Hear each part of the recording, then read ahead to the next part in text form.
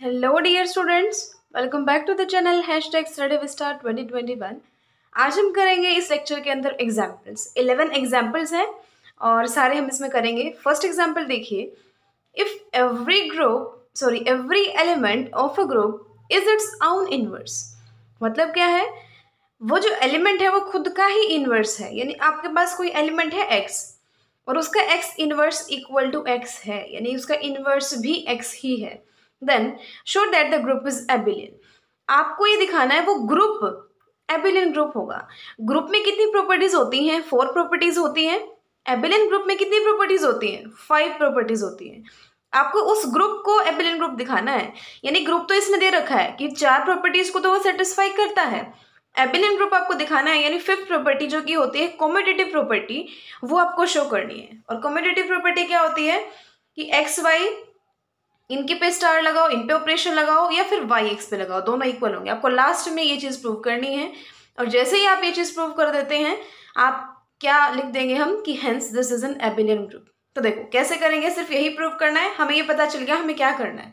तो देखिए स्टार्टिंग आप यहां से करोगे, let this be a group, G group है किसके रिस्पेक्ट में? बाइनरी ऑपरेशन स्टार के रिस्पेक्ट में। सच दैट किस टाइप से कि जो इनवर्स है ना एक्स का वो एक्स ही है और जो इनवर्स है वाई का वो वाई ही है, क्योंकि हर एलिमेंट का इनवर्स वो खुद है।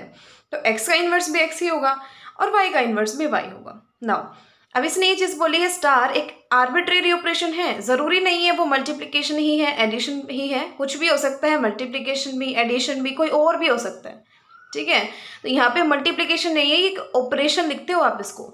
मल्टीप्लीकेशन तो इस टाइप से डॉट से रिप्रेजेंट करते हैं, एडिशन को इस टाइप से रिप्रेजेंट करते हैं। लेकिन जहां आपको स्टार मिल जाए इसका मतलब वो आर्बिट्रेरी ऑपरेशन है। इन जनरल हम स्टार ही यूज करते हैं। ठीक है, जो इसने दिया था हमने फर्स्ट लाइन में सिर्फ वही लिखा कि मान के चलिए ये कोई ग्रुप है, उसका इनवर्स एक्स है और वाई का इनवर्स भी वाई। तो चलिए now the inverse of X is equal to X. इसका मतलब किसी भी एलिमेंट की उसके इनवर्स के साथ जब आप मल्टीप्लाई करते हो तो वो आइडेंटिटी आता है और उसका इनवर्स वो खुद ही है। तो एक्स स्टार एक्स करोगे तो आइडेंटिटी आएगा। सिमिलरली वाई स्टार वाई करोगे तो भी आइडेंटिटी एलिमेंट आएगा। दोनों इक्वेशन आ गए आपके पास। आगे देखिए, जैसा कि एक्स और वाई इस ग्रुप में है और ये ग्रुप है, तो फर्स्ट प्रॉपर्टी कौन सी होती है? Closure property. और क्लोजर प्रॉपर्टी क्या कहती है कि अगर एक्स और वाई हैं तो उनपे जब आप वो ऑपरेशन लगाओगे ना, एक्स स्टार वाई निकालोगे, तो वो भी किसके अंदर जाएगा? जी के अंदर जाएगा। तो इससे क्लोजर प्रॉपर्टी से क्या हो गया, इन्होंने यहाँ रीजन नहीं लिखा हुआ। आपको रीजन एग्जाम में हर स्टेप का आपको रीजन लिखना होता है, तभी आपको फुल मार्क्स मिलते हैं। ऐसे नहीं कि हम ऐसे कर, तभी इन्होंने देखो ये दे रखे होते हैं, ये रीजन होते हैं कि ये हमने क्यों किया, क्योंकि एसोसिएटिव प्रॉपर्टी होल्ड करती है। तो यहाँ भी आपको लिखना है क्योंकि क्लोजर प्रॉपर्टी होल्ड करती है जी में, क्योंकि जी ग्रुप है। उसके बाद यहाँ इसने दूसरी प्रॉपर्टी यूज की है, कौन सी? आपको पता है कि किसी भी एलिमेंट का उसके इनवर्स के साथ जब ऑपरेशन लगाओगे तो वो आइडेंटिटी आएगा। अब उसका इनवर्स यही क्यों लिखा मैंने? क्योंकि ये जी का कोई एलिमेंट है और जी के सारे एलिमेंट्स का इनवर्स, वो जो एलिमेंट हम लेके चल रहे हैं ना, उसका इनवर्स वो खुद ही है। तो एक्स स्टार वाई का इनवर्स कौन है? X star Y. तो उसकी और उसके इनवर्स के स्टार लगाओगे तो वो क्या आएगा? आइडेंटिटी एलिमेंट ही आएगा। तो उससे हमारे पास ये इक्वेशन आ गई। नाउ ये एबिलियन कब होगा? अगर ये चीज हो जाए।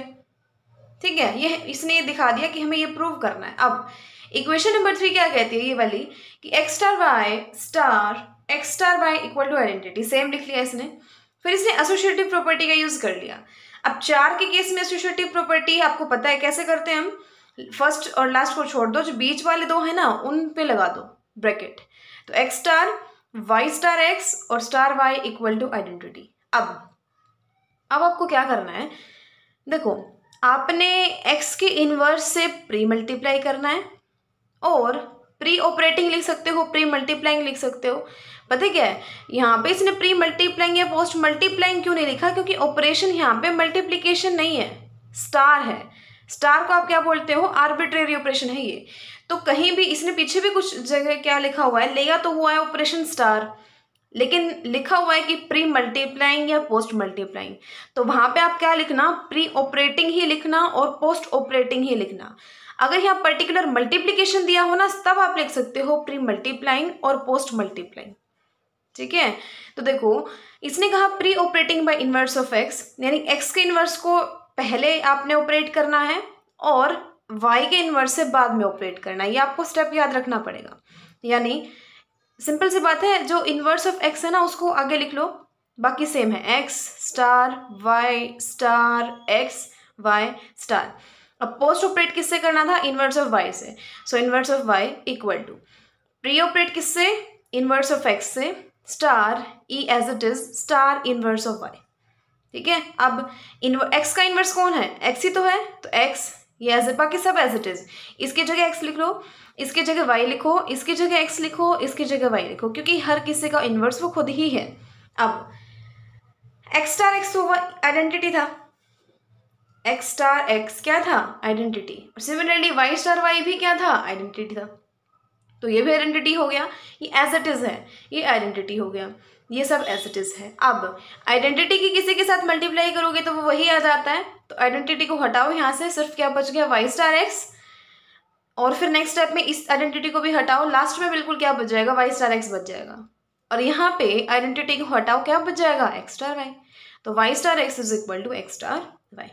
क्या किया हमने? फर्स्ट स्टेप में सिर्फ इसने जो दिया था हमने वो लिखा कि ये ग्रुप है और उसका इन्वर्स, एक्स का इन्वर्स वो एक्स खुद है और वाई का इन्वर्स भी वो खुद वाई है। उसके बाद हमने ये कहा कि जैसा कि एक्स का इन्वर्स है तो इनकी मल्टीप्लिकेशन आइडेंटिटी होगी और इनकी मल्टीप्लिकेशन भी आइडेंटिटी होगी। अब ये दोनों उसमें है तो क्लोजर प्रॉपर्टी से उन पे ऊपर ऑपरेशन लगाओगे तो वो भी ग्रुप में जाएगा। फिर यहाँ हमने क्या कहा कि जैसा कि इसका इन्वर्स ये खुद ही है तो उसकी और उसके इन्वर्स के ऊपर ऑपरेशन लगाओगे तो आइडेंटिटी आएगा। एबिलियन कब होगा? अगर X star Y Y star X के इक्वल हो जाएगा। वो कहाँ से करोगे आप? ये उठा के चलो और यहाँ पे क्या करो, पहले एसोसिएटिव प्रॉपर्टी लगा दो, यानी ब्रैकेट इन बीच वाले दो पे लगा दो। उसके बाद pre operate by inverse of X and post operate by inverse of Y, यानी इधर तो लिख दो इनवर्स ऑफ एक्स, उधर लिख दो inverse of Y. Similarly right hand side में इधर इनवर्स ऑफ एक्स, इधर इनवर्स ऑफ वाई। लेकिन ये है क्या? ये एक्स है, ये वाई है, ये एक्स है, ये वाई है, रख दो। अब जहाँ एक्स स्टार एक्स है वहाँ आइडेंटिटी कर दो, जहाँ वाई स्टार वाई है वहाँ आइडेंटिटी कर दो। अब आइडेंटिटी की मल्टीप्लिकेशन किसी के साथ हो वही एज इट इज आ जाता है, तो आ गया वाई स्टार एक्स और इसके लिए आ गया एक्स स्टार वाई, तो दोनों के आगे इक्वल आ गए। तो ग्रुप तो था ही और ये प्रॉपर्टी भी सेटिस्फाई होगी, तो क्या बन गया? ये एबिलियन ग्रुप। सेकेंड देखिए, if A square is equal to E, कोई एलिमेंट ए है जी का, उसका स्क्वायर आइडेंटिटी है। अब where G dot is a group then prove that G is abelian. दो चीजें दी है इसने, ये ग्रुप दिया हुआ है, ठीक है, एबिलियन ग्रुप प्रूव करना है, मतलब कॉम्यूटेटिव प्रॉपर्टी प्रूव करनी है। ये प्रूव करना है कि बी डॉट ए और ए डॉट बी दोनों इक्वल होंगे। एक कंडीशन दी हुई है कि ए स्क्वायर करोगे ना वो ए ही आएगा। पीछे क्या कंडीशन दी थी आपको कि हर एलिमेंट का इनवर्स वो खुद ही है। यहाँ पे क्या दिया कि ए का अगर आप स्क्वायर करोगे ना वो आइडेंटिटी के इक्वल आएगा। अब ए स्क्वायर किसके इक्वल है? आइडेंटिटी के इक्वल है, तो आप इनको दो बार मल्टीप्लाई कर लो। ए स्क्वायर को आप क्या लिख सकते हो? ए डॉट ए लिख सकते हो और राइट हैंड साइड में है आइडेंटिटी। अब ए इनवर्स से प्री मल्टीप्लाई कर दो दोनों साइड, तो यहाँ क्या बचा? A inverse dot A equal to A inverse E. सिर्फ प्री मल्टीप्लाई कर दिया आपने ए इनवर्स से। वहां ऊपर आपने क्या लिखा था? प्री ऑपरेटिंग, यहाँ आप लिख सकते हो प्री मल्टीप्लाई। ठीक है। उसके बाद अपने वही बात है, आपको एसोसिएटिव प्रॉपर्टी का यहाँ पे यूज करना है। तीन है तो ब्रैकेट इनके ऊपर की बजाय आप इनके ऊपर लगा सकते हो, तो A inverse dot A into A is equal to A inverse into E. अब किसी भी एलिमेंट की इसके इनवर्स के साथ मल्टीप्लीकेशन क्या होती है? आइडेंटिटी, और यहाँ आइडेंटिटी है ही, तो लास्ट में क्या आ गया कि A is equal to A inverse. किसी भी एलिमेंट का इनवर्स वो खुद ही है, यानी every element of G has its own inverse, यानी ए का इनवर्स भी ए होगा, बी का इनवर्स भी बी होगा। तो पीछे हमने क्या किया था कि अगर ए और यही किया था ना हमने, जब हमें ये पता चल गया था तो हमने क्या किया कि एक्स और वाई दो एलिमेंट लेके चले तो उनकी स्टार भी जी में होगी, तो एक्स और वाई ए और बी दो एलिमेंट लेके चले उनकी डॉट भी जी में होगी, यानी ए बी का भी इसका अपना इनवर्स खुद ही होगा, यानी ए बी का इनवर्स कौन होगा? ए बी होगा। ठीक है, हर एलिमेंट का इनवर्स वो खुद ही है, तो ए डॉट बी का इनवर्स भी कौन होगा? ए डॉट बी होगा। अब इसको ओपन करना आपको आता है, हमने पीछे किया था, आइडेंटिटी की थी कि ए बी का whole inverse is equal to B inverse into A inverse. तो क्या आ गया यहाँ से? B inverse into A inverse is equal to A B. अब बी इनवर्स तो बी है, ए इनवर्स ए है, तो B dot A equal to A dot B. बिल्कुल छोटा सा और सिंपल सा है। पहले आपने ए स्क्वायर इक्वल टू जो उन्होंने दिया हुआ था ना वो लिखा, इसको ओपन कर लिया, A dot A equal to identity हो गया। ए इनवर्स से आपने प्री मल्टीप्लाई कर दिया दोनों साइड, प्री मल्टीप्लाई, और फिर आपने एसोसिएटिव जो प्रॉपर्टी है उसका यहाँ पे यूज़ किया है, ये आइडेंटिटी हो गया। और identity dot A equal to A inverse dot identity, तो A dot A equal to A inverse dot A, यानी ए और ए इनवर्स दोनों सेम आ गए, मतलब हर एलिमेंट का इनवर्स वो खुद है। ए इनवर्स ए है, बी इनवर्स बी है, और ए बी अगर उसके दो एलिमेंट हैं तो ए डॉट बी भी जी का एलिमेंट होगा। अब इस प्रॉपर्टी से कि उसके हर एलिमेंट का उसका खुद इन्वर्स है वो, तो ए बी का इन्वर्स भी तो वो खुद ही होगा ना, तो ए डॉट बी का इन्वर्स भी ए बी होगा। इसको ओपन कर लो, B inverse dot A inverse equal to A B, और ये क्या हो गया, B A dot A B. तो ये कंडीशन ही हमें चाहिए थी, तो ग्रुप तो था ही और कॉम्यूटेटिव प्रॉपर्टी भी सेटिस्फाई होगी, तो कौन सा बन गया, एबिलियन ग्रुप बन गया। ठीक है, थर्ड देखिए, आपको प्रूव करना है ये ग्रुप एबिलियन है if and only if A B का whole square is equal to A square B square for all A B belongs to G. अब पहली बात तो यहाँ पे if and only if condition है, यानी आपको पहले ये लेके चलना है कि एबिलियन है और ये प्रूव करना है, फिर आपको ये लेके चलना है कि ये इक्वल है, और फिर आपको ये प्रूव करना है कि जो वो ग्रुप है ना वो कैसा है, एबिलियन ग्रुप है। ठीक है, स्टार्टिंग में आप क्या करोगे, जी को एबिलियन ग्रुप लेके चलोगे, और आपको प्रूफ क्या करना है कि ये चीज़ प्रूफ करनी है, यानी कि ए बी का whole square is equal to A square B square. दो लाइन में से सिर्फ यही लिखा है कि हम ये मान के चल रहे हैं और हम ये चीज़ प्रूफ करेंगे। तो देखिए, आपने ये चीज़ प्रूफ करनी है ना, तो लेफ्ट हैंड साइड उठा लो एक बार। लेफ्ट हैंड साइड क्या थी, ए बी का होल स्क्वायर। अब ये क्या है, ए बी का जो होल स्क्वायर है उसको हम क्या लिख सकते हैं, A B into A B लिख सकते हैं। अब यहाँ पे एसोसिएटिविटी लगा दो, 4 पे एसोसिएटिविटी लगाते हो तो क्या करते हो, ब्रैकेट को हटा के उन बीच वाले सेकंड और थर्ड एलिमेंट पे आप क्या लगा देते हो, ब्रैकेट लगा देते हो।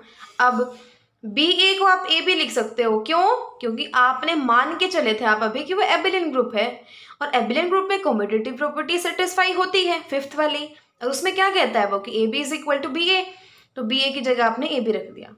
तो अब दोबारा फिर कॉम्यूटेटिव प्रॉपर्टी लगा दो, पहले इस टाइप के फॉर्म से इसमें चेंज किया था, अब इस टाइप का कुछ आया है तो आप इस टाइप में चेंज कर दो, क्या आएगा, ए ए बी बी, तो ये क्या बन गया, ए स्क्वायर और बी स्क्वायर। तो आपने प्रूव कर दिया कि ए बी का square is equal to A square into B square.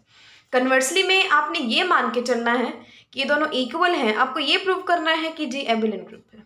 Abelian group prove है मतलब क्या प्रूव करेंगे कि A B equal to B A है।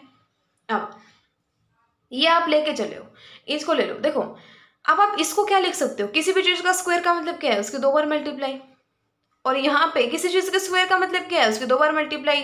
तो यहाँ तो है ये A B into A B, यहाँ पे है ए क्योंकि ए का स्क्वायर है, तो ए और बी क्योंकि बी का स्क्वायर है। अब एसोसिएटिव प्रॉपर्टी लगाओ, एसोसिएटिव प्रॉपर्टी अगर आप लगाओगे तो ए आ जाएगा और बीच वाले दोनों पे लग जाएगा बी ए, और बी एज इट इज़ वहाँ पे है, यहाँ पे क्या है, A B as it is है और ए बी ब्रैकेट के अंदर आ जाएगा। अब आपने क्या करना है, दोनों साइड प्री मल्टीप्लाई करना है ए इनवर्स से, किससे, ए इनवर्स से, और पोस्ट मल्टीप्लाई करना है बी इनवर्स से। प्री मल्टीप्लाई ए इनवर्स से और पोस्ट मल्टीप्लाई बी इनवर्स से, यहाँ भी और यहाँ भी। अब ध्यान रखना, ए इनवर्स ए तो क्या होता है, आइडेंटिटी, बी इनवर्स भी क्या होता है, आइडेंटिटी, ए इनवर्स ए क्या होता है, आइडेंटिटी, और बी इनवर्स भी क्या होता है, आइडेंटिटी। अब आइडेंटिटी के साथ किसी की भी मल्टीप्लाई करो वही आ जाता है, तो यहाँ से आया बी ए, यहाँ से आया ए बी, दोनों इक्वल होगी तो एबिलियन ग्रुप है। ठीक है, तो स्टार्टिंग में हमने क्या किया, सबसे पहले हम ये चीज़ हमें प्रूव करनी थी, लेके हम चले थे कि वो एबिलियन ग्रुप है। आप लेफ्ट हैंड साइड लेके चले, ए बी इनवर्स लेके चले, और आपने प्रूव कर दिया कि वो A inverse B inverse sorry A B का स्क्वायर लेके चले, उसको ए स्क्वायर बी स्क्वायर के इक्वल प्रूव कर दिया। कन्वर्सली में आप ये लेके चले कि ये दोनों इक्वल है, आपको प्रूव करना था कि वो एबिलियन ग्रुप है, यानी ए बी और बी ए दोनों इक्वल है। आपने इन दोनों को एक्सपेंड कर दिया, ये हो गया ए बी, ये हो गया ए इंटू ए और बी इंटू बी। फिर आपने क्या किया, एसोसिएटिव प्रॉपर्टी लगाई, और फिर ए इनवर्स से पहले मल्टीप्लाई यानी प्री मल्टीप्लाई, और बी इनवर्स से बाद में मल्टीप्लाई यानी पोस्ट मल्टीप्लाई किया, ये आइडेंटिटी होते चले गए, और B A equal to A B आ गया। फोर्थ एग्जाम्पल देखिए, फोर्थ में क्या है, आपको दिया हुआ है कि एबिलियन ग्रुप है, and then for all A B belongs to G and for all integers this, ये बराबर होंगे। हमेशा आपको ये दिया गया है कि एबिलियन ग्रुप है और आपको ये प्रूव करना है कि ए डॉट बी की power N is equal to A की पावर एन इंटू बी की पावर एन। अब आपने छोटी क्लासेस में हम बहुत पहले से ही पढ़ते आ रहे हैं कि एक चीज़ होती है प्रिंसिपल ऑफ मैथमेटिकल इंडक्शन। उसमें हम क्या करते हैं, जो भी हमें प्रूव करना होता है ना, सबसे पहले उसको n इज इक्वल टू 1 के लिए प्रूव करते हैं। सेकेंड स्टेप में हम ये मान के चलते हैं कि वो k के लिए ट्रू है, और थर्ड स्टेप में हम k प्लस 1 के लिए उसको प्रूव करते हैं। पहले n इज इक्वल टू 1 के लिए प्रूव करते हैं, सेकेंड स्टेप में n is equal to k के लिए मान के चलते हैं, और थर्ड स्टेप में n is equal to k plus 1 के लिए फिर से प्रूव करते हैं। पहले 1 के लिए प्रूव करेंगे, थर्ड स्टेप में k प्लस 1 के लिए प्रूव करेंगे, और सेकेंड स्टेप में n is equal to k के लिए मान के चलते हैं। ये 3 स्टेप होते हैं जो हम PMI यानी प्रिंसिपल ऑफ मैथमेटिकल इंडक्शन में यूज़ करते हैं। तो देखो, आप यहाँ पे 3 केस बनाओगे। पहला, अगर n पॉजिटिव इंटीजर है, सेकेंड केस अगर n 0 है, और थर्ड केस अगर n एक नेगेटिव इंटीजर है। ठीक है, 3 स्टेप आपने बनाने हैं। अगर n एक पॉजिटिव इंटीजर है तो देखिए, इस क्वेश्चन में 3 केसेस बनेंगे। फर्स्ट ऑफ ऑल होगा केस फर्स्ट, केस सेकंड और केस थर्ड। फर्स्ट केस में n एक पॉजिटिव इंटीजर होगा, सेकंड केस में n 0 होगा, और थर्ड केस में n एक नेगेटिव इंटीजर होगा। 3 ही केस हो सकते हैं। फर्स्ट केस जो होगा पॉजिटिव इंटीजर वाला, उसको हम करेंगे PMI से यानी प्रिंसिपल ऑफ मैथमेटिकल इंडक्शन से, और बाकी दोनों में बिल्कुल इजी हैं, वैसे ही हो जाएंगे, PMI की ज़रूरत नहीं है। तो चलिए केस नंबर फर्स्ट करते हैं, जब n पॉजिटिव इंटीजर है, और किससे सॉल्व करेंगे हम इसको, प्रिंसिपल ऑफ मैथमेटिकल इंडक्शन से। तो देखो, सबसे पहली चीज़ क्या है, हमें n जो पॉजिटिव इंटीजर है और हमें प्रूव क्या करना है कि a डॉट बी की power n is equal to a raise to the power n dot b raise to the power n। Principle of mathematical induction में मैंने आपको बताया 3 केस होते हैं। सबसे पहला स्टेप होता है कि n इज इक्वल टू 1 के लिए आप इसको प्रूव करते हो। तो जब n 1 रखते हो तो क्या आएगा, a डॉट बी की power n is equal to, यहाँ क्या आएगा, यहाँ नहीं, इसकी ज़रूरत नहीं है अभी, a डॉट बी की पावर 1, ये क्या होता है, a डॉट बी होता है, और वो उसको हम क्या लिख सकते हैं, a की पावर 1 इंटू बी की पावर 1, यानी ये चीज़ होल्ड करती है n इज इक्वल टू 1 के केस में। सेकंड में हम क्या करके चलते हैं, इसको मान के चलते हैं कि n is equal to k के लिए ये ट्रू है, यानी a डॉट बी की power k is equal to a की पावर k डॉट b की पावर k। ये हमारे पास है इक्वेशन। हमें प्रूव क्या करना है कि a डॉट b की पावर k प्लस 1, k की जगह क्या आएगा, k plus 1 is equal to a की power k plus 1 dot b की पावर k प्लस 1। ये आपको प्रूव करना है, ये आपके पास है कि इनकी पावर k जो है, इनको अलग अलग करके a की पावर k और b की पावर k के इक्वल है। देखो कैसे करोगे। सबसे पहले a डॉट b की पावर k प्लस 1 को हम क्या लिख सकते हैं, a डॉट b की power k into a dot b। अब इसको ओपन कर लो, यहाँ से इस इक्वेशन का यूज़ करोगे आप, तो a डॉट बी की पावर k क्या था, a की पावर k, b की पावर k, और ये एज इट इज़ है। अब आप क्या करोगे, यहाँ पे आप एसोसिएटिव प्रॉपर्टी लगाओगे। एसोसिएटिव प्रॉपर्टी में क्या कहते हैं, बीच वाले दोनों पे ब्रैकेट लगा लो, a k यहाँ है, b उधर है, इन बीच वालों पे लगा लो, b की पावर k डॉट a आ जाएगा। अब लेकिन b की पावर k इंटू a, ये क्या होगा, एबिलियन ग्रुप है, इसीलिए ये किसके इक्वल होगा, a इंटू बी की पावर k। क्या कहता है हमारा जो एबिलियन ग्रुप, क्या कहता है कि जो कॉम्पिटिटिव होते हैं ना सारे एलिमेंट, ये भी कोई एलिमेंट है, ये भी कोई एलिमेंट है, तो हम कहते हैं ना कि a dot b is equal to b dot a. तो एक एलिमेंट ये है, एक एलिमेंट ये है, तो b की पावर k डॉट ए भी तो क्या होगा, a डॉट बी की पावर k होगा ना, तो इसलिए इसने चेंज कर दिया। अब वही कॉम्पिटिटिव प्रॉपर्टी दोबारा लगा दो। अब यहाँ से हटा के पहले वाले जैसा कर लो, यानी फर्स्ट और सेकंड पे ब्रैकेट और थर्ड और फोर्थ पे ब्रैकेट। ये क्या बन गया, a की पावर k प्लस 1, ये क्या बन गया, b की पावर k प्लस 1, यानी ये रिजल्ट ट्रू है n is equal to k plus 1 के लिए। पहले n इज इक्वल टू 1 के लिए दिखाया, फिर k के लिए मान के चले, k प्लस 1 के लिए प्रूव किया। तो यही होता है प्रिंसिपल ऑफ मैथमेटिकल इंडक्शन। तो प्रिंसिपल ऑफ मैथमेटिकल इंडक्शन से क्या हो गया, ये चीज़ ट्रू है पॉजिटिव इंटीजर के लिए। सेकेंड केस हम क्या करेंगे, जब n 0 है, जब n 0 है तो इस केस के अंदर a डॉट बी की पावर 0 क्या होगा, आइडेंटिटी। किसी की भी पावर 0 है वो क्या होता है, 1 होता है, और 1 यहाँ मल्टीप्लिकेशन के केस में जो आइडेंटिटी है वो क्या होती है, 1 होती है। तो 1 की जगह मैं e लिख सकती हूँ ना, आइडेंटिटी। अब आइडेंटिटी को हम क्या लिख सकते हैं, आइडेंटिटी इंटू आइडेंटिटी, क्योंकि 1 इंटू 1 तो 1 ही होता है।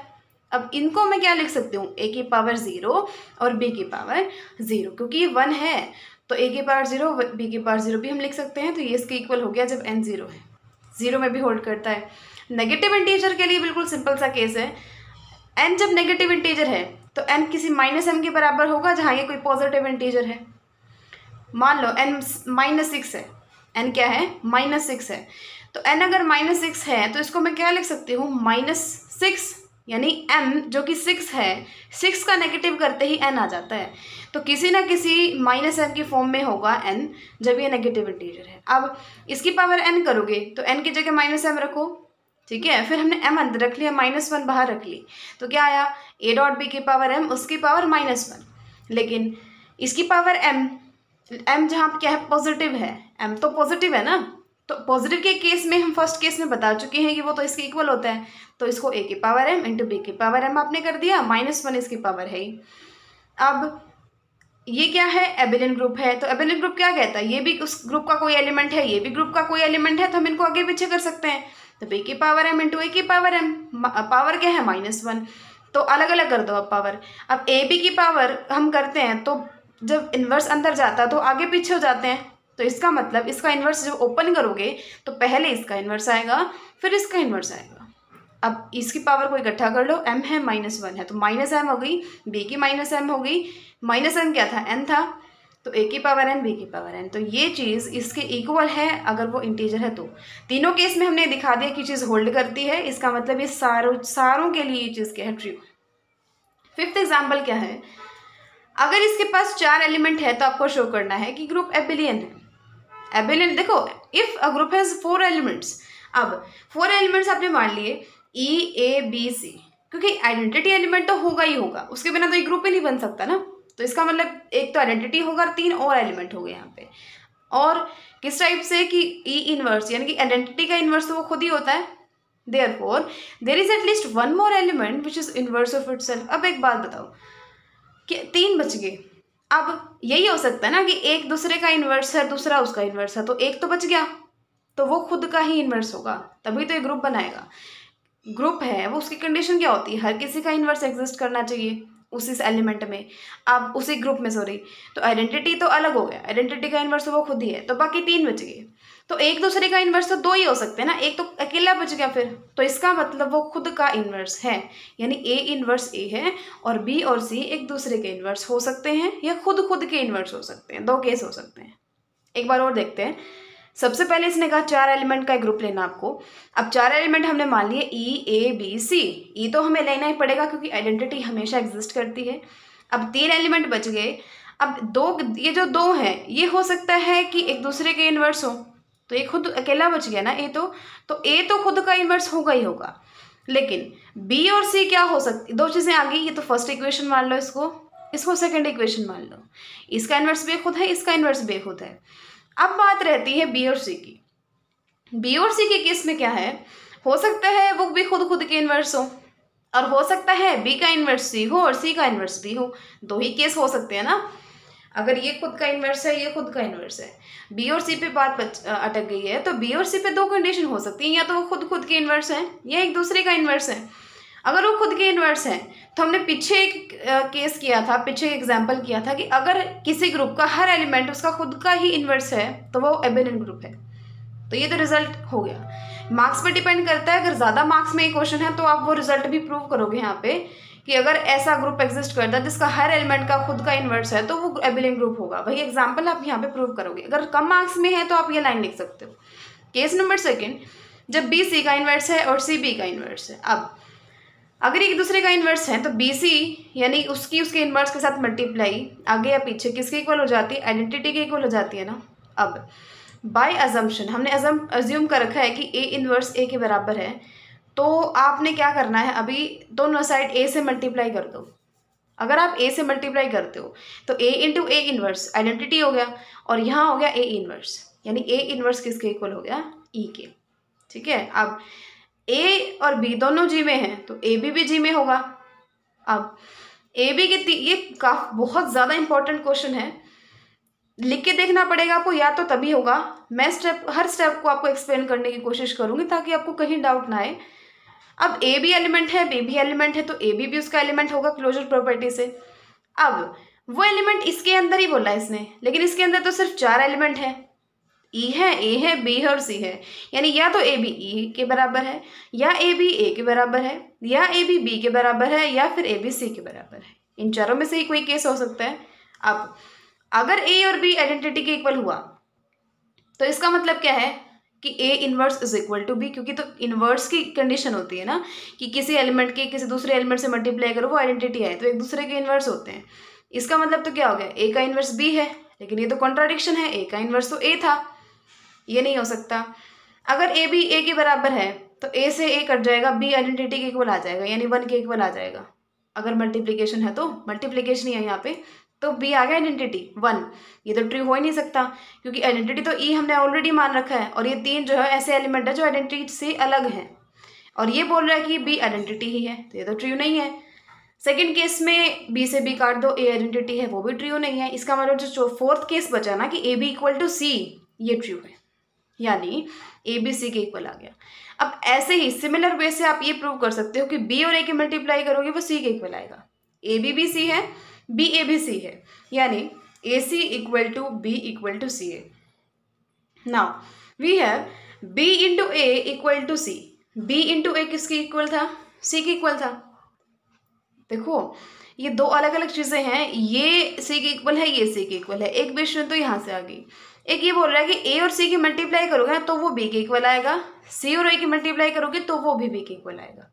ठीक है, ए तो होगा ही होगा, हर किसी में ए तो है ही। अगर ए की मल्टीप्लाई बी से हो रही है तो सी के इक्वल आ रहा है, आगे या पीछे। ए की मल्टीप्लाई सी से हो रही है तो वो बी के इक्वल आ रहा है, आगे हो या पीछे। अब ये है हमारे पास कि बी डॉट ए सी के इक्वल है। दोनों साइड सी से प्री मल्टीप्लाई कर दो, सी से प्री मल्टीप्लाई यानी पहले मल्टीप्लाई, तो c dot b a is equal to c dot c, जो क्या है सी स्क्वायर है। अब एसोसिएटिव प्रॉपर्टी क्या कहती है, इन दोनों पे लगाओ या इन दोनों पे लगाओ, इक्वल आएगा आंसर। तो आंसर यहाँ पे क्या आया कि c dot b into A equal to c square. अब सी डॉट बी क्या है, आइडेंटिटी है। सी डॉट बी क्या है, हमारा आइडेंटिटी है। ये ऊपर किया था हमने, सी डॉट बी आइडेंटिटी था, तो ये आइडेंटिटी है, यानी ए क्या आ गया, सी स्क्वायर आ गया। पीछे देखो ए सी स्क्वायर के इक्वल आया था, यहाँ इसने कहा सिमिलरली हम प्रूव कर सकते हैं कि ए जो है वो बी स्क्वायर के इक्वल भी है, ए बी स्क्वायर के इक्वल भी है, ए सी स्क्वायर के इक्वल भी है। अब हमने इतना सब कुछ क्यों किया, ताकि हम कंपोजिशन टेबल बना सकें। और कंपोजिशन टेबल हम क्यों बनाते हैं, हमें पता है, हम आपको ध्यान हो हमने किया था ये एक्सरसाइज में 1.1 में कि अगर रोज और कॉलम एक दूसरे के आइडेंटिकल है ना, तो इसका मतलब वो जो कंपोजिशन है वो कम्यूटेटिव है, यानी इसकी फर्स्ट रो और फर्स्ट कॉलम सेम है, E A B C, E A B C. Similarly second row और second column A E C B, A E C B. अगर ये इक्वल है तो इसका मतलब कम्यूटेटिव प्रॉपर्टी वहाँ पे होल्ड हो रही है। तो ये सब हमने इसलिए निकाला ताकि हम कंपोजिशन टेबल बना सकें। देखो कंपोजिशन टेबल में सबसे पहले तो यहाँ कंपोजिशन लिखते हैं, यहाँ पे ई ए बी सी सारे एलिमेंट, यहाँ भी ई ए बी सी सारे एलिमेंट। ई की के साथ मल्टीप्लाई ई की ए के साथ मल्टीप्लाई ए की ई की बी के साथ बी और ए की सी के साथ सी, ए की ई के साथ बी, ए स्क्वायर। यहाँ क्या आया ए स्क्वायर, लेकिन ए स्क्वायर तो क्या था, आइडेंटिटी था। अब सबका यूज होगा यहाँ पे, ए स्क्वायर क्या था, आइडेंटिटी था। ये सारे याद रखना, ए स्क्वायर आइडेंटिटी था। यहाँ क्या आया a B, a into b तो क्या था, सी था। ए इंटू बी तो क्या था, सी था। तो ये सारे रिजल्ट यहाँ पे जाके यूज होने हैं और सारी वैल्यूज पुट करके और ये सारे एलिमेंट आ जाएंगे, यानी रोज और कॉलम एक दूसरे के क्या हैं, आइडेंटिकल हैं। कोरस्पॉन्डिंग रोज और कॉलम्स क्या हैं, सेम है, आइडेंटिकल हैं। तो कंपोजिशन कैसी होगी, कम्यूटेटिव। और एबिलियन ग्रुप ही आपको प्रूव करना था। ठीक है, यानी ऐसा क्वेश्चन आए तो स्टार्टिंग में आपको ये ध्यान रखना है, अपने लास्ट में कंपोजिशन टेबल बनानी है, उसके लिए इन सब की वैल्यूज आपको निकालनी पड़ेंगी। ठीक है, अब 6th एग्जाम्पल देखिए। 6 में इसने कहा कि जी अगर कोई ग्रुप है तो इस इक्वेशन को सोल्व करो। अच्छा एक बात बताओ, किसी भी इक्वेशन को सोल्व करने का मतलब क्या होता है, उसमें जो वेरिएबल है उसकी वैल्यू निकालना। यानी x+3 = 5 है कहीं पे, उसका आपको सोल्यूशन बोल रहा है कि सोल्व दिस इक्वेशन। इसका मतलब क्या है, आपको x की वैल्यू निकालनी है। सिमिलरली यहाँ पे आपको x की वैल्यू निकालनी है। अब a into x into A equal to b, x की वैल्यू निकालने के लिए आपको एक साइड x रखना पड़ेगा, बाकी सबको यहाँ से कुछ ना कुछ करके रिमूव करना पड़ेगा ना। और वो कैसे करोगे? अगर यहाँ पे ए इनवर्स आ जाए तो ए इनवर्स इंटू ए हो जाएगा आइडेंटिटी। अगर यहाँ पे ए इनवर्स आ जाए तो ए इंटू ए इनवर्स हो जाएगा आइडेंटिटी, तो सिर्फ एक्स बच जाएगा। वही हम करेंगे, प्री मल्टीप्लाई करोगे अगर ए इनवर्स से तो ये तो ए इनवर्स ए होके और आइडेंटिटी हो गया, सिर्फ क्या बचा, एक्स डॉट ए बचेगा यहाँ तो। लेकिन इधर किया तो उधर भी करना पड़ेगा, तो ए इनवर्स भी हो गया। अब पोस्ट मल्टीप्लाई कर दो ए इनवर्स से, तो x dot A into A inverse is equal to, इधर भी हो जाएगा। तो यहाँ तो आइडेंटिटी होके सिर्फ एक्स बच गया, और यहाँ क्या बन गया, a inverse b a inverse. ये तो डायरेक्ट भी आप देख सकते हो, एक्स की नहीं करना तो आपको ऐसे ही है, सोल्व ऐसे ही करना है, सबके रीजन लिखने हैं कि ऐसा ऐसा हमने क्यों किया। लेकिन फिर भी एक आइडिया तो हम लगा सकते हैं ना, a dot x into A equal to b है, तो एक्स की वैल्यू निकालने के लिए आपको क्या करना पड़ेगा, ए इनवर्स से प्री मल्टीप्लाई, ए इनवर्स से पोस्ट मल्टीप्लाई, ये आइडेंटिटी हो जाएगा, ये आइडेंटिटी हो जाएगा, सिर्फ एक्स बच जाएगा। और अगर यहाँ कर रहे हो तो वहाँ भी करोगे, यहाँ क्या आ जाएगा, a inverse b a inverse, तो एक्स की वैल्यू क्या आ जाएगी, a inverse b a inverse. यही तो आया। ठीक है, 7th एग्जाम्पल देखो। 7th में ये आपको ग्रुप दिया है, ए और बी इसके दो एलिमेंट दिए हैं, ए बी का और बी ए का ऑर्डर आपको बताना है सेम होगा। Order of A B into order of b a will be equal to same, equal, ये दोनों इक्वल होंगे। अब जैसा कि ये दो एलिमेंट हैं तो क्लोजर प्रॉपर्टी से ए बी भी इसका एलिमेंट होगा, ठीक है ना। ये दोनों हद ऊपर जो ऑपरेशन लगाओगे मल्टीप्लिकेशन का, यानी ए बी, वो भी तो जी का एलिमेंट होगा। अब आपको एक बात पता है, हमने पीछे एक रिजल्ट किया था कि ए और एक्स इनवर्स ए एक्स दोनों का ऑर्डर सेम होता है। अब ए की बजाय ए बी ले लो, यानी ए बी और एक्स इनवर्स ए बी, ए यहाँ ए था तो यहाँ ए आएगा, यहाँ ए बी है तो यहाँ ए बी आएगा, आगे एक्स इनवर्स आएगा, पीछे एक्स आएगा, तो इसका ऑर्डर सेम होगा, यानी इसका order of A B equal to order of x inverse A b x बराबर होगा। अब अगर आप एक्स को ए ले लेते हो तो order of A B equal to order of A आएगा यहाँ पे, क्योंकि हमने एक्स को ए पुट किया है तो ए का inverse A B A, order of A B equal to B A क्यों आया, क्योंकि ए इनवर्स ए तो क्या हो गया, आइडेंटिटी ई, तो ये सिर्फ क्या बच गया, बी ए, तो order of A B equal to B A. बिल्कुल सिंपल है। 8th में क्या कहा इसने, ये आपके पास 3 एलिमेंट है, क्यूब रूट्स ऑफ यूनिटी का ग्रुप है ये। क्यूब रूट्स ऑफ यूनिटी यानी कि एक कंडीशन होती है इसकी कि जो क्यूब होता है ना ओमेगा का, वो 1 होता है। अब find order of elements of a group under the binary operation multiplication. देखो बहुत इंपॉर्टेंट है, और जितना इंपॉर्टेंट है उतना इंटरेस्टिंग और बहुत ईजी है। देखो आपको ऑर्डर निकालना है, ऑर्डर आपको क्या होता है ऑर्डर, यानी कि उस एलिमेंट की कितनी पावर करें कि वो आइडेंटिटी के इक्वल आ जाए। अब 1 है, 1 की कितनी पावर करोगे कि आइडेंटिटी यानी 1 के इक्वल आ जाए, 1 ही करोगे बस, काफ़ी है। तो ऑर्डर 1 का 1 है। ओमेगा की कितनी पावर करोगे कि 1 आ जाए, इसकी 1 पावर करी तो सिर्फ ओमेगा रहा, 1 तो ऑर्डर नहीं हो सकता। इसका स्क्वायर किया तो ओमेगा स्क्वायर बन गया, नहीं। ओमेगा क्यूब किया तो ओमेगा क्यूब क्या होता है, 1 होता है, तो इसका मतलब इसका ऑर्डर है 3। बिल्कुल सिंपल सा तरीका है, किसी भी चीज़ का ऑर्डर निकालना है, किसी भी चीज़ का नहीं, किसी एलिमेंट का ऑर्डर निकालना है तो कितनी पावर करें हम उसकी कि वो उस ग्रुप के आइडेंटिटी एलिमेंट के इक्वल आ जाए। तो 3 ओमेगा स्क्वायर की 1 पावर की तो ओमेगा स्क्वायर आया, 1 इसका ऑर्डर नहीं हो सकता। इसकी पावर 2 की तो ओमेगा 4 आया, ये हमारा ओमेगा के इक्वल आ गया, ओमेगा 4 आया, फिर हमने इसको इस टाइप से लिखा, ये तो 1 होता है, ओमेगा आ गया। 3 पावर की तो ओमेगा की पावर 6, यानी ओमेगा क्यूब का स्क्वायर यानी 1, तो इसकी पावर 3 करने पे 1 आ रहा है, तो इसके ऑर्डर है 3। तो इसी टाइप से निकालते हैं, 1 का ऑर्डर 1 है, ओमेगा का ऑर्डर भी 3 है, ओमेगा स्क्वायर का ऑर्डर भी 3 है। आगे सारे एग्जाम्पल ये ऑर्डर के ही हैं, और ये हमने किया भी था, दोबारा करते हैं। 1 का ऑर्डर क्या होता है, 1, -1 को कितनी बार मल्टीप्लाई करोगे कि 1 आ जाए, 2 टाइम्स, तो इसका ऑर्डर है 2। आयटा का, अब आयटा की 1 के बाद 1 टाइम मल्टीप्लाई की तो आया आयटा, 2 बार मल्टीप्लाई की तो -1 आ गया, क्यूब किया तो माइनस आयटा आ गया, लेकिन आयटा की पावर 4 की तो 1 आ गया, तो आयटा का ऑर्डर कितना है, 4। सिमिलरली माइनस आयटा का ऑर्डर भी क्या होता है, 4 होता है।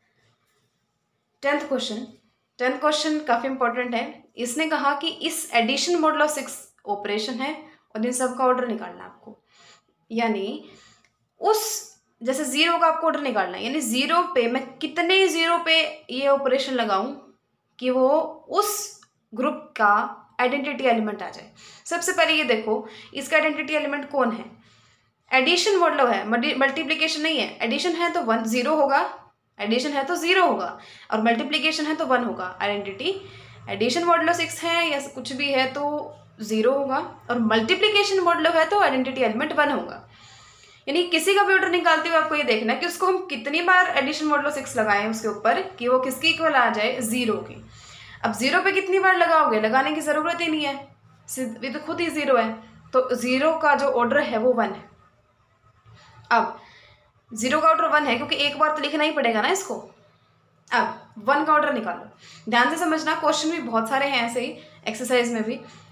1 पे हम कितनी बार एडिशन मॉडुलो 6 लगाएं कि 1 आ जाए। 1 पे 1 लगाया, सॉरी 0 आ जाए, तो 1 टाइम इस पे लगाया तो 1 है, 2 टाइम लगाया यानी 1 एडिशन मॉडुलो 6 1 लगाया, यानी कि 2 1 पे हमने ऑपरेशन लगाया, तो आंसर क्या आएगा। क्या होता है एडिशन मॉडुलो 6, यानी इन दोनों को ऐड करके अगर आप 6 से डिवाइड करो तो रिमाइंडर क्या आएगा, 2 आएगा। सिमिलरली 3 बार अगर आप लिख रहे हो तो 3 को 6 से डिवाइड करोगे तो क्या आएगा, रिमाइंडर 3 आएगा। इनको ऐड कर रहे हो यानी कि 4 को 6 से डिवाइड करोगे तो रिमाइंडर क्या आएगा, 4। 5 को 6 से डिवाइड करोगे तो रिमाइंडर क्या आएगा, 5। लेकिन अगर 6 को 6 से डिवाइड करोगे तो रिमाइंडर क्या बचा, 0, तो 6 इसका हो गया ऑर्डर। 2 पे आते हैं। 2 हमने 1 टाइम लिखा तो 2 ही आया, 2 बार हमने लिखा है इसको, यानी 4 को 6 से डिवाइड करोगे तो रिमाइंडर क्या आएगा, 4। 3 बार इसको ऐड करके यानी 6 को 6 से डिवाइड करोगे तो आंसर क्या आया, रिमाइंडर क्या आया, 0, तो इसका ऑर्डर है 3।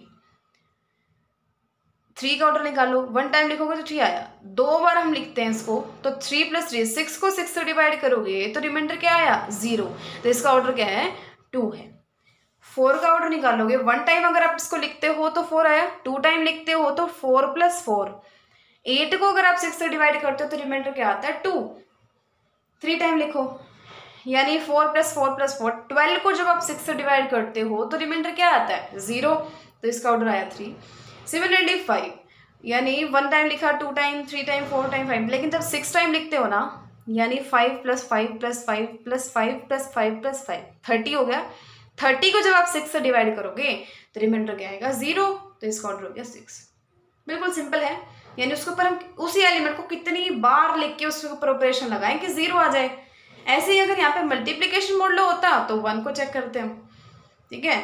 11th और लास्ट एग्जाम्पल क्या है हमारा, अगर ये कोई एलिमेंट है ग्रुप जी का जिसका ऑर्डर n है तो शो करो कि इसका जो ऑर्डर होगा ना a की पावर k का, वो हमेशा लेस देन इक्वल टू होगा a के ऑर्डर के, ठीक है। एक तो a का ऑर्डर निकाल लो, एक a की किसी पावर का ऑर्डर निकाल लो, उस पावर का ऑर्डर उस a के ऑर्डर से हमेशा ही लेस देन इक्वल टू होगा। इक्वल भी हो सकता है लेकिन अगर इक्वल नहीं है तो छोटा होगा, कभी बड़ा नहीं हो सकता। एंड ऑल्सो a का order is equal to a की पावर k का order into GCD of n and k, इसके इक्वल होगा। 2 चीज़ें आपको दिखानी है, तो सबसे पहले तो आप ये दिखाओगे कि इससे लेस देन इक्वल टू होगा, और सेकंड जो पार्ट है उसमें हम ये दिखाएंगे कि ये इसके GCD के इक्वल होता है। सबसे पहले a एलिमेंट इसका है तो a की पावर k भी इसका एक एलिमेंट होगा क्लोजर प्रॉपर्टी से, यानी उसको k टाइम मल्टीप्लाई करोगे ना तो भी वो g के अंदर आएगा। अब इसका ऑर्डर n माना आपने तो a की पावर n करोगे तो आइडेंटिटी आएगा, ऑर्डर की प्रॉपर्टी होती है, तो दोनों साइड k पावर कर दो तो a की पावर n की power k is equal to e की पावर k, वो तो e होता है। अब एक बात बताओ, अंदर वाले एलिमेंट की n पावर करने पे वो आइडेंटिटी आ रहा है, इसका मतलब उस अंदर वाले एलिमेंट का order less than equal to उस पावर के है, यानी order of a raise to the power k is less than equal to किसके, n के, ठीक है। ये हमने पहले भी डिस्कस कर चुके हैं और मैं दोबारा भी आपको बता रही हूँ कि कहीं भी आपको ये दिख जाए कि किसी एलिमेंट की पावर n करने पे आइडेंटिटी के इक्वल आ रहा है, n m कुछ भी, तो जो अंदर वाले एलिमेंट है ना उसका order less than equal to होगा उस पावर के, वो यहाँ पे क्या है, n है, और जो क्या है, ऑर्डर ऑफ a है, यानी order of a k is less than equal to order of a। Simple सा स्टेप करना था, a की पावर आइडेंटिटी है तो उसकी पावर k लेनी थी, फिर k को अंदर ले जाओ, n को ऊपर ले लो, तो इसका order less than equal to n है और इसका order less than equal to a है। अब लास्ट हमारा काम क्या है कि इसका ऑर्डर इज इक्वल टू इसका इंटू इसकी GCD। अब मान के चलो n और k की GCD क्या है, d है, n और k की GCD क्या है, d है। GCD मतलब ग्रेटेस्ट कॉमन डिवाइजर, तो n और k की GCD अगर d है तो ये कंडीशन होती है कि एन भी इसका कोई मल्टीपल होगा, डी इंटू के वन के बराबर होगा, और के भी इसका कोई मल्टीपल होगा, यानी कि के भी कुछ डी इंटू के टू के बराबर होगा, जहाँ पे जो के वन के टू लिए इनका जो लीस्ट कॉमन वो होता है, जीसीडी होती है, वो 1 होती है। ठीक है, इनकी जो जीसीडी है, जो के वन के टू हमने लिया ना, इनकी जीसीडी, यानी इनमें कुछ कॉमन नहीं होता, इनकी जीसीडी 1 है, इनमें कॉमन सिर्फ 1 ही है और कुछ कॉमन नहीं है। हमने क्या किया, इनकी जीसीडी को डी माना। अगर ऐसा है तो एन जो है इसका कुछ मल्टीपल होता है, तो n is equal to d k one. K भी इसका मल्टीपल होता है, तो k is equal to d k two. और जो के वन के टू लेकर चलते हैं हम, उनकी जीसीडी 1 होती है, यानी इनमें कुछ कॉमन नहीं होता। अब आप सपोज करो कि ऑर्डर जो है ए की पावर के का वो एम है, यानी ए की पावर के की एम पावर कर रहे हो तो आइडेंटिटी के इक्वल आ रहा है, यानी ए की पावर एम के कर रहे हो तो आइडेंटिटी के इक्वल आ रहा है। अब इसका मतलब क्या है, हमने पीछे एक थ्योरम की थी, देखो क्या था कि अगर ए का ऑर्डर एन है ना और ए की पावर कोई एम आइडेंटिटी के इक्वल हो रही है, तो जो वो ऑर्डर है ना वो एम को डिवाइड करता है। ये हमने इससे पीछे वाले लेक्चर में ही ये पूरी थ्योरम की थी। ऑर्डर है एन और कोई ए की पावर एम आइडेंटिटी के इक्वल आ रही है, तो एन एम को डिवाइड करेगी। तो वही काम तो यहाँ पे हो रहा है। यहाँ पे क्या हो रहा है, जो ऑर्डर है किसका, ए का, वो तो है क्या, एन, लेकिन ए की पावर एम की आइडेंटिटी के इक्वल आ रही है, यानी एन एम के को क्या करेगा, डिवाइड करेगा। लेकिन एन तो क्या था, डी इंटू के वन था, और के क्या था, डी इंटू के टू था, तो डी के वन डिवाइड करेगा एम डी के टू को। डी डी दोनों में कॉमन, एन को हटा दो, तो के वन डिवाइड करेगा एम के टू को। अब लेकिन ध्यान रखना, अभी पीछे हमने किया कि के वन और के टू में तो कुछ कॉमन है ही नहीं, और ये इनको डिवाइड कर रहा है, तो के टू को तो डिवाइड कर ही नहीं सकता, यानी के वन किसको डिवाइड कर रहा है, एम को, यानी के वन डिवाइड्स एम। अगेन दोबारा ए की पावर के की पावर के वन करो, ए के की पावर अगर आप के वन करते हो तो वो किस चीज़ के इक्वल आएगा, के की वैल्यू रख दो, क्या थी, डी इंटू के टू थी। अब के वन को अंदर ले आओ, के टू को बाहर ले जाओ, तो ए की पावर डी के वन की पावर के टू, लेकिन डी के वन तो क्या था, एन था, तो ए की पावर एन इंटू के टू। ए की पावर एन किस चीज़ के इक्वल था, आइडेंटिटी के इक्वल था, क्योंकि एन तो इसका ऑर्डर है। ऑर्डर मतलब ए की एन पावर करोगे तो आइडेंटिटी आएगा, ये आइडेंटिटी हो गया। और आइडेंटिटी की कुछ भी पावर हो वो आइडेंटिटी होती है, यानी इसकी पावर जब मैंने के वन की ना तो वो आइडेंटिटी के इक्वल आ गई। अब वही चीज़ ये कह रहा है, ए की पावर के का ऑर्डर क्या है, एम, लेकिन ए की पावर के वन आइडेंटिटी है, तो ए की का जो ऑर्डर होगा ना वो के वन को डिवाइड करेगा, और इसका ऑर्डर था क्या, एम, यानी एम के वन को डिवाइड करेगा। देखो यहाँ से आया कि के वन एम को डिवाइड करेगा, यहाँ से आया कि एम के वन को डिवाइड करेगा। दोनों चीज़ें कब हो सकती हैं, अगर दोनों इक्वल हैं, एम और के वन इक्वल हैं अगर, तो अब एम और के वन दोनों इक्वल हैं, एम और के थे क्या, ऑर्डर ऑफ ए, देखो इसने स्टेप कैसे किया, ऑर्डर ऑफ ए क्या था, एन था, और एन क्या था, के वन डी था, ये तो हमने किया अभी तक। लेकिन के वन किस चीज़ के इक्वल है, एम के, तो के वन डी क्या हो गया, एम डी हो गया। एम क्या था, ऑर्डर ऑफ ए के था, और डी क्या था, हमने जीसीडी मानी थी एन और के की, यानी order of A is equal to order of A raise to the power K into GCD of N and के।